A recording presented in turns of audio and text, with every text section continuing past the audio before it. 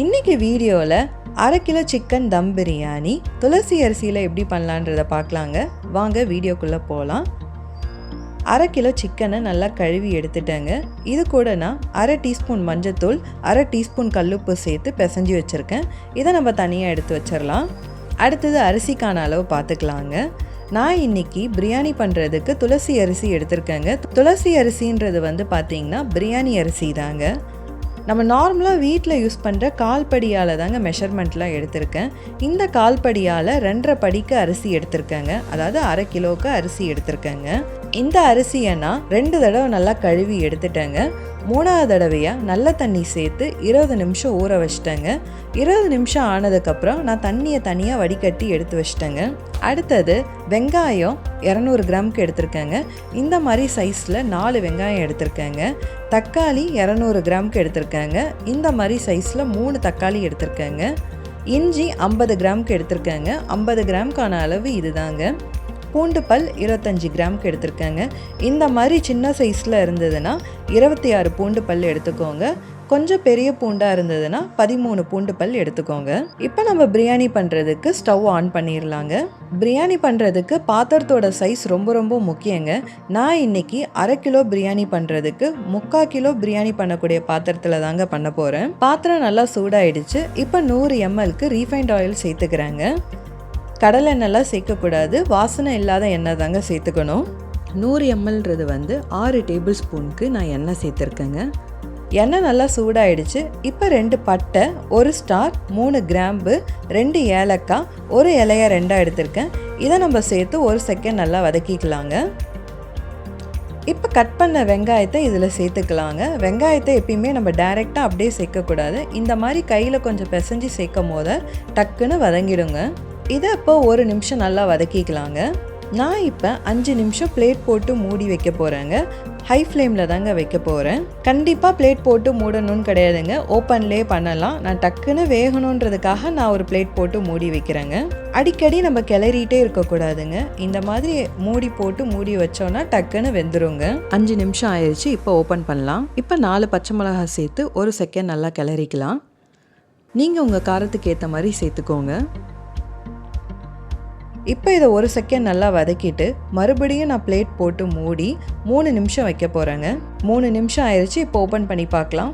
பாருங்கள், இப்போயே வெங்காயத்தோட நிறம்லாம் மாறிடுச்சு. இந்த டைமில் நான் புதினா கொத்தமல்லி சேர்த்துக்க போகிறேன். 1/4 கப் கட் பண்ண கொத்தமல்லி சேர்த்து 1 செகண்ட் நல்லா வதக்கிக்கிறேன். இது கூடவே 1/4 கப் புதினாவும் சேர்த்து 1 செகண்ட் நல்லா வதக்கிக்கிறேன். வெங்காயம்லாம் நல்லா அந்த நிறம் மாறி இருக்கணும், நல்லா சுருங்கி இருக்கணுங்க. அந்த டைமில் தான் நம்ம இஞ்சி பூண்டு விழுது சேர்க்கணும். பாருங்கள், இந்த மாதிரி நல்லா நிறம் மாறி சுருங்கி இருக்கணும். இப்போ நம்ம இஞ்சி பூண்டு விழுது சேர்த்துக்கலாம். 50 கிராம் இஞ்சி, 25 கிராம் பூண்டுங்க. டேபிள் ஸ்பூனால் 4 டேபிள் ஸ்பூனுக்கு இஞ்சி பூண்டு விழுது எடுத்திருக்கேங்க. சப்போஸ் நீங்கள் சேம் ரேஷியோலே இஞ்சியும் பூண்டு எடுத்து ஆல்ரெடி பேஸ்ட் பண்ணி வச்சுருக்கீங்கன்னா பிரச்சனை இல்லைங்க. 4 டேபிள் ஸ்பூன் இஞ்சி பூண்டு விழுது சேர்த்துக்கோங்க. இஞ்சி பூண்டு விழுது சேர்த்த உடனேயே நான் 1 டேபிள் ஸ்பூனுக்கு கல்லுப்பு சேர்த்துக்கிறேங்க. அப்போ தான் அடி பிடிக்காமல் இருக்கும். பச்சை வாசனை போகிற அளவுக்கு 1 நிமிஷம் நல்லா வதக்கிக்கலாங்க. இப்போ காரத்துக்காக 1 டேபிள் ஸ்பூன் சில்லி பவுடர் சேர்த்து 1 செகண்ட் நல்லா வதக்கிக்கிறேங்க. இப்போ கட் பண்ண தக்காளியை இதில் சேர்த்துக்கலாங்க. தக்காளி சேர்த்துட்டு 1 செகண்ட் நல்லா கிளறிக்கலாங்க.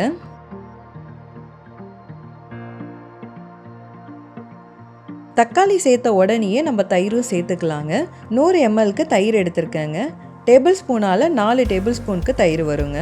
அந்த மசாலாலாம் நல்லா ஸ்ப்ரெட் ஆகிற அளவுக்கு 1 செகண்ட் நல்லா கிளறிக்கலாங்க. இப்போ நான் இதை 5 நிமிஷம் பிளேட் போட்டு மூடி வைக்க போகிறேங்க. மீடியம் ஃப்ளேமில் தாங்க இருக்கணும். வெங்காயம் வதக்கும் போது மட்டும்தாங்க நான் ஹை ஃப்ளேமில் வச்சுருந்தேன். மற்ற எல்லா டைமும் நான் மீடியம் ஃப்ளேமில் தாங்க வச்சுருக்கேன். 5 நிமிஷம் ஆயிடுச்சு. இப்போ ஓப்பன் பண்ணி பார்க்கலாம். பாருங்கள், எண்ணெய்லாம் நல்லா பிரிஞ்சு வந்திருக்கு. தக்காளி நல்லா வதங்கியிருக்கு. இதை நல்லா இப்போ ஒரு கிளறிக்கலாம். 1/2 கிலோ சிக்கனை இதில் சேர்த்து நல்லா மசாலா ஸ்ப்ரெட் ஆகிற அளவுக்கு நல்லா கிளறிக்கலாங்க. மசாலாலாம் நல்லா ஸ்ப்ரெட் ஆகிடுச்சு. நான் பிளேட் போட்டு மூடி 7லேருந்து 10 நிமிஷத்துக்கு நல்லா வேக வைக்க போகிறேங்க. 7 நிமிஷம் ஆயிடுச்சு. இப்போ ஓப்பன் பண்ணி பார்க்கலாம். தண்ணி சேர்க்காமலேயே சிக்கனில் இருக்கிற நீரே எவ்வளோ வந்திருக்கு பாருங்கள். இப்போ தண்ணி சேர்த்துக்கலாங்க. தண்ணியோட அளவு பார்த்தீங்கன்னா 2.5 படி அரிசிக்கு 5 படி தண்ணிங்க. அதாவது 1 கப் அரிசி எடுத்தீங்கன்னா 2 கப் தண்ணிங்க. சப்போஸ் உங்களுக்கு படியோட அளவு புரியல, இல்லை படி உங்கள்கிட்ட இல்லை அப்படின்றவங்க 1/2 கிலோ அரிசியை நீங்கள் எந்த கப்பில் எடுக்கிறீங்களோ அதே கப்பால் 2 கப் தண்ணி சேர்த்துக்கோங்க. தண்ணி ஏன் இந்த கலரில் இருக்குன்னா, நான் ஃபஸ்ட்டே அரிசி ஊற வச்ச தண்ணி கொஞ்சம் எடுத்து வச்சுருந்தேங்க. அதனால தான் தண்ணி கலர் இப்படி இருக்குது. குக்கரில் பண்ணுறதா இருந்தால் தண்ணியோட அளவு மாறுங்க. 1 கப் அரிசிக்கு 1.5 கப் தண்ணி எடுக்கணுங்க. இதே மாதிரியே 20 நிமிஷம் ஊற வச்சு தண்ணியை வடிகட்டி வச்சிடணுங்க. ஒரு விசில் விடணும். ஒரு விசில் வந்ததுக்கப்புறம் 5 நிமிஷம் சிம்மில் வைக்கணுங்க. 5 நிமிஷம் ஆனதுக்கப்புறம் ஸ்டவ் ஆஃப் பண்ணணும். இதுதான் குக்கரோடைய மெத்தடுங்க. மற்ற இஞ்சி பூண்டு விழுது, தக்காளி, வெங்காயம் எல்லாமே சேம் தாங்க. இப்போ இதை தட்டு போட்டு மூடி வைக்கலாங்க. நல்லா கொதி வரணும். கொதி வந்ததுக்கப்புறம் தான் நம்ம அரிசியெல்லாம் சேர்க்கணும். இப்போ ஓப்பன் பண்ணி பார்க்கலாங்க. பாருங்கள், தண்ணி நல்லா கொதிக்குது. இந்த டைமில் நம்ம அரிசியை சேர்த்துக்கலாம். அரிசி சேர்த்ததுமே ஒரு கிளறு லைட்டாக கிளறிக்கணுங்க. இந்த டைமில் தாங்க நம்ம உப்பு கரெக்டாக இருக்கான்றதை செக் பண்ணி பார்க்கணும். அதே மாதிரி புளிப்பு கரெக்டாக இருக்கா, லெமன் தேவையா இல்லையான்றதை இந்த ஸ்டேஜில் தாங்க நம்ம பார்க்கணும்.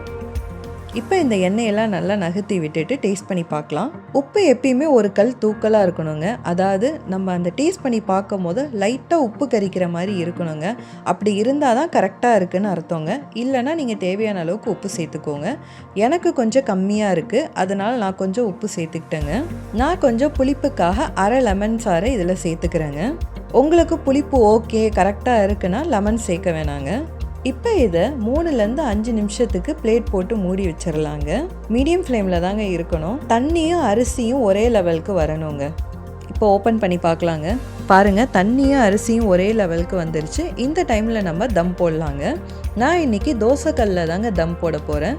ஃபஸ்ட்டு நான் தோசைக்கல்லில் இந்த மாதிரி வச்சுட்டு, மேலே இந்த பிரியாணி பாத்திரத்தை இந்த மாதிரி வச்சுட்டு, மேலே ஒரு பாத்திரத்தில் தண்ணி வச்சு வைக்க போகிறேங்க. தோசைக்கல் சூடாகணுன்றதுக்காக நான் 5 நிமிஷம் ஹை ஃப்ளேமில் வைக்கிறேன். 5 நிமிஷம் ஆனதுக்கப்புறம் சிம்மில் வச்சிடணும். துளசி அரிசியில் பண்ண மட்டன் பிரியாணி குக்கரில் பண்ணியிருக்கேங்க. இதுவும் என்னோடய சேனலில் வீடியோ போட்டிருக்கேங்க. வேணுன்றவங்க கண்டிப்பாக பாருங்கள். தம் போட்டு 15 நிமிஷம் ஆயிடுச்சுங்க. இப்போ நான் ஒரு தடவை செக் பண்ணி பார்த்துக்கலாம். பாருங்கள், இன்னும் அரிசிலாம் வேகவே இல்லை. இப்போ நான் மறுபடியும் ஒரு 10 நிமிஷம் தம்லே வைக்க போகிறேங்க. நீங்கள் பிரியாணி பண்ணுறதா இருந்தால் 10 நிமிஷத்துக்கு அப்புறம் இல்லைனா 15 நிமிஷத்துக்கு அப்புறம் ஒரு தடவை செக் பண்ணிக்கிறது ரொம்பவே நல்லதுங்க. நான் எதனால் இப்படி சொல்கிறேன்னா, நம்ம அரிசி ஊற வைக்கிற டைமிங் மாறுங்க. அந்த அரிசியும் தண்ணியும் லெவலாக வர டைமிங் மாறும். அப்புறம் பர்னர், நம்ம எந்த அடுப்பு யூஸ் பண்ணுறோன்றது இருக்குங்க. பெரிய அடுப்பா சின்ன அடுப்பான்றது இதை வச்சியும் டைமிங் மாறுங்க. அப்புறம் ஃப்ளேம், எல்லாருக்கும் ஒரே மாதிரி ஃப்ளேம் வரும்னு சொல்ல முடியாது. இதெல்லாம் வச்சு தான் நான் டைமிங் மாறும்னு சொல்கிறேங்க. அதனால் நீங்கள் 10 இல்லைனா 15 நிமிஷத்துக்கு அப்புறம் ஒரு தடவை செக் பண்ணிக்கோங்க.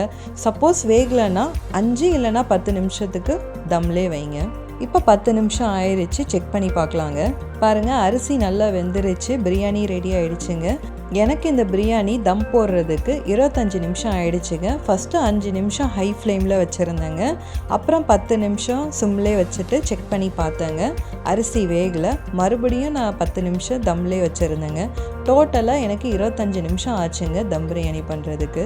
எல்லாருக்கும் இதே மாதிரி ஆகுமான்னு கேட்டால் கண்டிப்பாக கிடையாதுங்க. அதுக்காக தான் நான் சொல்கிறேன், 15 நிமிஷமோ இல்லை 10 நிமிஷத்துக்கு அப்புறம் ஒரு தடவை செக் பண்ணி பார்த்துக்கோங்கன்னு.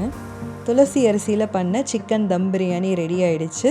இந்த பிரியாணிக்கு நாங்கள் சைட் டிஷ்ஷாக வேக வச்ச முட்டை, சிக்கன் கிரேவி, ரைத்தாலாம் வச்சு சாப்பிட்டோங்க. ரொம்பவே நல்லா இருந்துச்சு. மறக்காமல் நீங்களும் ட்ரை பண்ணி பார்த்துட்டு எப்படி இருந்ததுன்னு கமெண்ட்டில் சொல்லுங்கள்.